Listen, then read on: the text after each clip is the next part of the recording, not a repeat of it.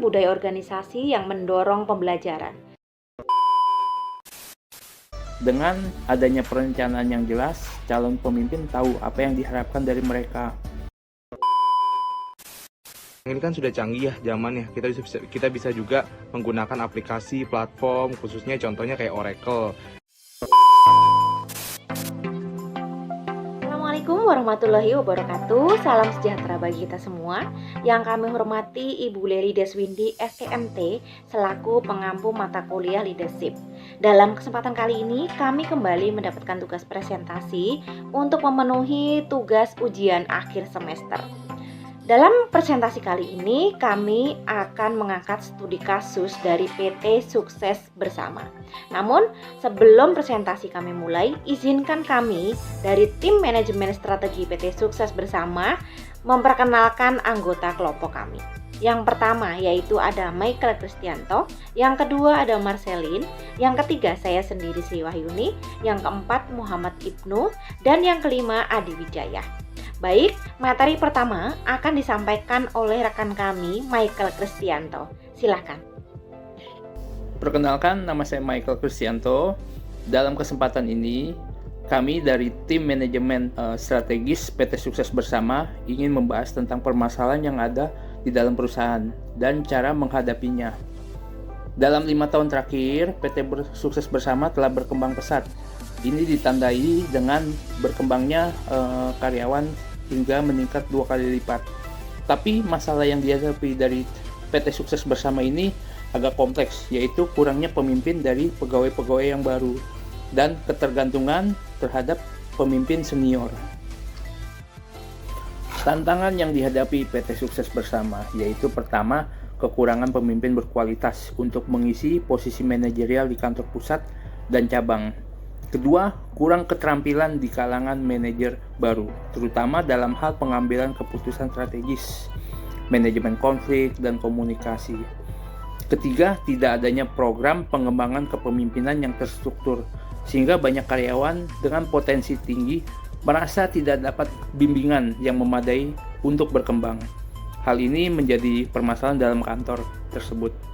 Keempat, ketergantungan pada pemimpin yang senior, yang membuat perusahaan rentan jika mereka pensiun atau keluar dari organisasi. Karyawan-karyawan yang baru ini tidak mendapatkan pendampingan atau mentoring yang cukup. Berikut adalah penjelasan tentang langkah-langkah strategis yang dapat dilakukan oleh PT Sukses Bersama untuk meningkatkan efektivitas program pengembangan kepemimpinan berkelanjutan. Yang pertama adalah identifikasi calon pemimpin. Langkah pertama ini melibatkan penentuan kriteria untuk calon pemimpin yang akan dipromosikan. Melalui proses identifikasi seperti evaluasi kinerja, penilaian kompetensi, umpan balik dari rekan kerja, terus memastikan bahwa individu yang dipilih memiliki kemampuan, nilai, visi yang sejalan dengan tujuan perusahaan. Melalui proses seleksi yang transparan dan objektif, perusahaan dapat menemukan bakat terbaik untuk menjadi pemimpin di masa depan. Yang kedua adalah program pelatihan terstruktur. Setelah kita dapat nih calon pemimpin yang sudah diidentifikasi, langkah berikutnya adalah mengadakan program pelatihan yang terstruktur. Program ini dibuat untuk memberikan pengetahuan dan keterampilan yang diperlukan dalam kepemimpinan dia nanti, seperti komunikasi efektif, pengambilan keputusan, dan pengelolaan tim. Dengan kurikulum yang sesuai, calon pemimpin dapat memahami tantangan yang akan mereka hadapi nanti dan belajar cara menghadapi situasi tersebut dengan baik. Yang ketiga adalah mentoring dan coaching. Mentoring dan coaching merupakan komponen penting dalam pengembangan kepemimpinan. Melalui hubungan mentor dan murid, calon pemimpin dapat memperoleh bimbingan dari pemimpin senior yang berpengalaman. Pendekatan ini memberi mereka kesempatan untuk belajar dari pengalaman nyata, mendapatkan wawasan, lalu menerima umpan balik yang konstruktif. Coaching di sisi lain membantu individu untuk mengatasi kendala pribadi dan mencapai tujuan profesional mereka dengan lebih efektif. Yang keempat adalah perencanaan dan pengembangan karir yang jelas. Perusahaan perlu menyusun atau menyediakan jalur karir yang jelas bagi calon pemimpin. Dengan adanya perencanaan yang jelas, calon pemimpin tahu apa yang diharapkan dari mereka untuk mencapai posisi kepemimpinan tertentu, serta keahlian dan pengalaman apa yang harus mereka peroleh. Hal ini juga dapat berfungsi sebagai alat motivasi dalam mencapai tujuan karir. Yang kelima adalah kultur pembelajaran berkelanjutan atau budaya belajar yang terus-menerus. Jadi menciptakan kultur pembelajaran berkelanjutan itu sangat penting untuk mempertahankan relevan dan efektivitas kepemimpinan. Perusahaan perlu mendorong lingkungan di mana pembelajaran tidak hanya terjadi dalam kelas atau dalam pelatihan saja, tapi juga diperoleh dari pengalaman sehari-hari dengan problem-problem yang dihadapi pemimpin terbiasa menghadapi dan memecahkan masalah tersebut. Dengan membangun kultur di mana setiap anggota tim merasa dihargai saat berinovasi dan belajar dari kesalahan, perusahaan akan melahirkan pemimpin yang adaptif, fleksibel, dan siap menghadapi perubahan. Baik, untuk materi berikutnya yaitu cara meningkatkan partisipasi karyawan dalam program pengembangan kepemimpinan. Yang pertama yaitu keterlibatan manajemen. Manajemen perlu aktif terlibat dalam perencanaan dan pelaksanaan program, sehingga karyawan lebih termotivasi saat melihat komitmen dari atasannya. Lalu, program yang relevan. Pengembangan kepemimpinan harus disesuaikan dengan kebutuhan karyawan. Melakukan survei untuk mengetahui topik menarik dapat membantu dalam penyesuaian program. Kemudian, ada kesempatan berkontribusi. Melibatkan karyawan dalam perancangan program dengan meminta masukan tentang topik, format, dan lokasi sehingga mereka merasa lebih terlibat. Lalu, mentoring dan coaching. Program yang menawarkan pembelajaran praktis seperti proyek nyata dan mentorship lebih menarik bagi karyawan karena memberikan pengalaman langsung yang dapat mereka terapkan. Kemudian, lingkungan yang mendukung. Menciptakan budaya organisasi yang mendorong pembelajaran, sehingga karyawan merasa aman untuk bergabung. Kemudian, pengakuan dan penghargaan. Menghargai partisipasi karyawan seperti melalui sertifikat atau pengakuan dapat meningkatkan motivasi untuk terlibat. Lalu berikutnya, komunikasi yang efektif. Promosikan program melalui berbagai saluran komunikasi agar semua karyawan memahami manfaat dan cara berkontribusi. Berikutnya, insentif. Tawarkan insentif yang menarik bagi karyawan yang aktif berpartisipasi, seperti sertifikat, pengakuan, atau kesempatan menghadiri pelatihan tambahan. Ini dapat memacu motivasi untuk pengembangan pribadi karyawan. Berikutnya yaitu waktu pelatihan yang fleksibel. Jadi, menyediakan waktu pelatihan yang fleksibel ini memungkinkan karyawan untuk menyesuaikan dengan jadwal dan aktivitas mereka sehari-hari. Hal ini untuk meningkatkan partisipasi karena karyawan merasa lebih nyaman dan dapat belajar sesuai dengan keinginan mereka. Yang selanjutnya yaitu evaluasi dan umpan balik. Melakukan evaluasi secara rutin dan minta umpan balik dari peserta. Pelatihan sangat penting. Umpan balik ini berguna untuk memperbaiki program di masa mendatang, menjaga materi tetap relevan dan efektif. Selain itu, evaluasi juga membantu mengukur pengaruh pelatihan terhadap pengembangan karyawan. Baik, terima kasih. Untuk selanjutnya akan dilanjutkan oleh Adi Wijaya. Baik, terima kasih kepada Kasri Wayuhuni. Di sini perkenalkan, nama saya Adi Wijaya. Saya ingin menjelaskan slide kelima, yaitu mentoring dan coaching untuk menciptakan pemimpin yang berkualitas. Di sini ada manfaat mentoring dan coaching.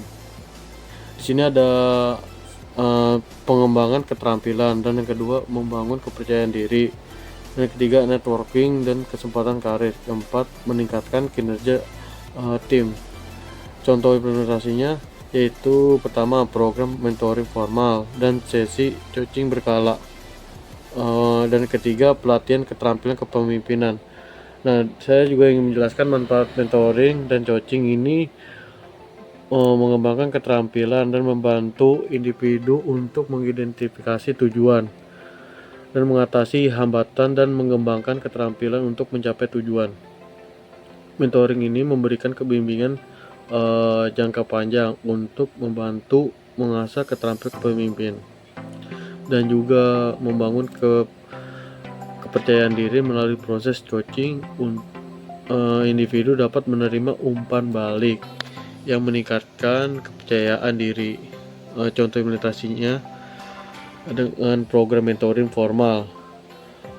Program mentoring ini di mana karyawan baru dipasangkan dengan mentor berpengalaman atau yang sudah senior. Mentor ini memberikan bimbingan tentang budaya perusahaan, strategi dan karir, keterampilan teknis yang diperlukan untuk sukses di posisi mereka. Sesi coaching ini berkala seorang coach profesional akan membantu para pemimpin mengidentifikasi kekuatan dan kelemahan mereka serta menetapkan tujuan pengembangan pribadi. Baik, selanjutnya dipersilakan dengan Muhammad Ibnu. Baik, terima kasih. Selanjutnya ini langkah untuk mengatasi beban kerja tambahan yang mungkin dirasakan oleh manajer ya saat menjalankan program coaching dan mentoring. Yang pertama itu adalah penjadwalan dan struktur. Menurut saya pribadi, dalam setiap kegiatan, penjadwalan merupakan hal yang sangat penting. Karena dengan cara menjadwalkan, kita tahu bagaimana dan apa yang harus dilakukan pertama kali. Apalagi untuk jadwal yang teratur dan sistematis. Itu sangat membantu. Mungkin pada saat mentor dan coaching, si mentor ini melakukan hal ini untuk bisa mengatur waktunya dengan agar semua kerjanya tuh tertata dengan rapi dan benar. Yang kedua itu adalah delegasi tugas. Delegasi di sini maksudnya adalah penugasan dari komunikasi, memberikan tugas, tidak hanya jadi bebannya nggak hanya diri kita, tapi kita bisa sharing atau kita bisa bagi dengan rekan kita gitu. Yang ketiga itu komunikasi terbuka, penting banget ya. Jadi dalam satu kelompok, dalam satu organisasi, dalam satu perusahaan, begitu kita saat mentoring atau coaching, komunikasi terbuka menjadi poin penting untuk mengurangi beban kerja kita juga nih. Misalnya kita ada sesuatu yang dibutuhkan, kita nggak bisa tangani sendiri, kita bisa minta tolong ke rekan kita. Jadi komunikasi merupakan kunci yang penting pada saat program coaching dan mentoring, dan membantu si mentor dan trainer juga seperti itu. Yang keempat ini ada fasilitas platform komunikasi. Maksudnya mungkin kalau misalnya si mentor ini tidak bisa membagi waktu, sekarang ini kan sudah canggih ya zaman ya, kita bisa juga menggunakan aplikasi platform, khususnya contohnya kayak Oracle, LSM, jadi kayak learning by system kayak gitu. Itu jadi bisa jadi juga salah satu cara untuk diterapkan untuk mengurangi beban juga dalam saat pada pelakukan mentoring dan coaching ini. Terus yang kelima ini ada pelatihan untuk mentor. Jadi tidak cuma hanya trainer, mentor pun bisa ikut pelatihan. Bagaimana sih caranya melakukan coaching dan mentoring yang lebih efisien, jadi tidak mengganggu waktu kita juga, jadi beban kerja kita juga menjadi lebih ringan kayak gitu. Yang keenam itu ada monitoring dan evaluasi program coaching. Dari sekian keseluruhan konsep atau tadi yang sudah disebutkan, balik lagi terakhir itu ada evaluasi. Apakah mentoring atau coaching yang kita lakukan nih itu menguras waktu kita terlalu banyak gak, tapi hasilnya sedikit? Apa sudah pas nih, tepat sasaran, kita pun waktunya nggak habis, terus kita juga bisa membagi waktu kita dari program coaching ini. Jadi si mentor ini juga harus tahu bagaimana caranya membagi waktu dari proses si coaching ini. Jadi manajer yang melakukan coaching pun tidak kewalahan, dan trainer atau orang yang di coaching pun dapat sasarannya, tujuannya gitu, ilmunya juga. Terima kasih. Baik, selanjutnya adalah rancangan program pelatihan peningkatan keterampilan. Biasanya dalam suatu program ya atau suatu proyek, pasti yang pertama kali adalah rancangan adalah tuh menentukan tujuan program. Tujuannya apa nih dari proyek ini, dari program ini? Apakah untuk meningkatkan kualitas atau meningkatkan apa tujuannya, atau mau kemana nih tujuannya? Itu pasti ada tujuannya di awal. Jadi kita harus menentukan dulu nih, sebagai talent management kita harus menentukan dulu apa sih tujuannya gitu. Di sini kan di studi kasih ini tujuannya adalah ini kita mau melatih para manajer baru untuk agar dapat memiliki kemampuan berkepemimpinan, karena selama ini cuma senior saja, manajer senior yang maju nih, yang punya kontribusi gitu. Jadi PT ini, perusahaan ini pengen membuat manajer baru pun memiliki kompetensi tersebut gitu. Nah, udah ditentukan tujuannya, masuk ke struktur program pelatihan. Disusunlah itu secara sistematis dan teratur. Nah, bisa dimulai dengan mengadakan workshop intensif biar fungsinya manajer baru ini tahu bagaimana mengaplikasikan atau mengimplementasikan budaya atau program yang ada di perusahaan tersebut. Lalu ada program mentoring ditingkatkan. Tadi sesuai dengan selaras dengan visi misi dan tujuan dari perusahaan ini, bagaimana sih karyawan-karyawan yang potensial bisa kita kembangkan dari proses mentoring ini, dan manajer-manajer baru juga bisa berkembang sesuai dengan visi perusahaan dan misi perusahaan gitu. Agar senior. Jadi pusatnya tidak hanya di manajer senior, tapi semuanya memiliki potensi untuk berkontribusi terhadap perusahaan. Lalu yang ada juga simulasi krisis berbasis tim. Kerjasama tim antara senior dan junior, antara karyawan yang potensial ini penting untuk meningkatkan ya kerjasama kesatuan dalam mencapai tujuan perusahaan gitu. Lalu ada program dukungan beban kerja, di mana ini biasanya dari pihak manajemen ya bisa berkontribusi untuk meningkatkan kinerja dari si karyawan khususnya yang potensial dan juga para manajer-manajer baru ini. Lalu yang terakhir itu ada penilaian dan umpan balik ya. Setiap program, proyek pasti ada endingnya adalah evaluasi. Terus penilaian dan umpan balik. Apakah program atau proyek tersebut sudah sesuai, sudah mencapai tujuan, apakah ada yang perlu ditingkatkan, ataukah ada yang kurang, itu penting dan biasanya dilakukan di setiap program-program atau proyek yang besar di suatu perusahaan. Nah, ketiga ini ada strategi komunikasi dan peningkatkan motivasi. Bagaimana manajemen ataupun perusahaan saling membuat ya strategi komunikasi yang baik biar tidak tumpang tindih, transparansi, dan balik lagi tujuannya adalah untuk meningkatkan revenue atau omset atau ini perusahaan agar perusahaan tetap bersisa, tetap berjalan dengan lancar ya, dan karyawan pun termotivasi. Kalau misalnya perusahaannya maju, karyawannya pasti kan diberdayakan kan, dan ini akan meningkatkan motivasi, jadi selaras, win to win. Jadi perusahaan pun dari strategi komunikasi ini bisa meningkatkan profit bisnis, dan karyawan pun bisa mendapatkan motivasi dan semangat kerjanya. Seperti itu. Terima kasih. Terima kasih Muhammad Ibnu. Perkenalkan, nama saya Marcelin. Saya akan membahas mengenai indikator keberhasilan dari program pengembangan kepemimpinan. Yang pertama, tingkat partisipasi karyawan. Tingkat partisipasi karyawan dilihat dari presentasi karyawan yang terlibat mengikuti program pengembangan dibanding dengan jumlah yang ditargetkan. Cara mengukurnya yaitu membandingkan jumlah peserta program, melihat kehadiran peserta dalam pelatihan, mentoring, dan rotasi kerja, serta menggunakan survei pasca pelatihan. Yang kedua, peningkatan keterampilan kepemimpinan. Peningkatan keterampilan dapat dilihat dengan kemajuan keterampilan seperti pengambilan keputusan strategis, manajemen konflik, dan komunikasi. Cara mengukurnya yaitu dengan evaluasi pra dan pasca pelatihan, studi kasus dan simulasi, serta kenaikan kinerja dalam organisasi. Yang ketiga, retensi dan kepuasan karyawan meningkat. Kemampuan perusahaan mempertahankan karyawan berbakat yang mengikuti program. Caranya, melihat karyawan tetap bekerja di perusahaan dalam 1 tahun setelah program. Yang berikutnya adalah melakukan survei untuk mengukur kepuasan karyawan. Yang keempat, jumlah calon pemimpin baru yang siap menduduki posisi manajerial. Karyawan yang berhasil memenuhi kriteria untuk promosi ke posisi manajerial telah mendapat mentoring dan coaching dari pemimpin senior dan pelatihan eksternal. Caranya yaitu evaluasi kompetensi dan hitung rasio promosi. Yang kelima, pengurangan ketergantungan kepada pemimpin senior. Dengan meningkatkan distribusi tanggung jawab dan mengurangi resiko jika pemimpin senior meninggalkan perusahaan. Caranya, melihat tugas strategis yang dapat dilakukan oleh manajer baru dan ukur jumlah pemimpin junior yang berhasil menangani proyek divisi. Yang keenam, persepsi manajer terhadap beban kerja. Tingkat keberatan manajer terhadap program dan tambahan tanggung jawab. Cara mengukurnya yaitu dengan survei, apakah manajer merasa terbantu setelah adanya program pelatihan. Jadi kesimpulan dalam makalah ini telah dibahas mengenai perjalanan dan pencapaian PT Sukses Bersama sebagai salah satu pemain kunci dalam industri logistik.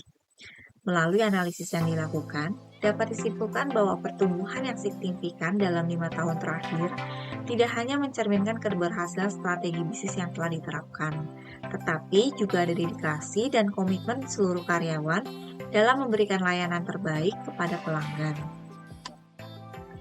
Tantangan yang dihadapi oleh PT Sukses Bersama seperti perubahan regulasi dan persaingan yang ketat memerlukan adaptasi dan inovasi yang berkelanjutan. Oleh karena itu, langkah-langkah strategis yang telah dirumuskan menjadi sangat penting untuk memastikan keberlanjutan dan pertumbuhan perusahaan di masa depan. Dengan memanfaatkan teknologi terkini dan memperkuat jaringan distribusi, PT Sukses Bersama diharapkan dapat terus memenuhi ekspektasi klien dan berkontribusi pada kemajuan industri logistik secara keseluruhan. Demikian presentasi dari kelompok kami. Cukup sekian dan terima kasih.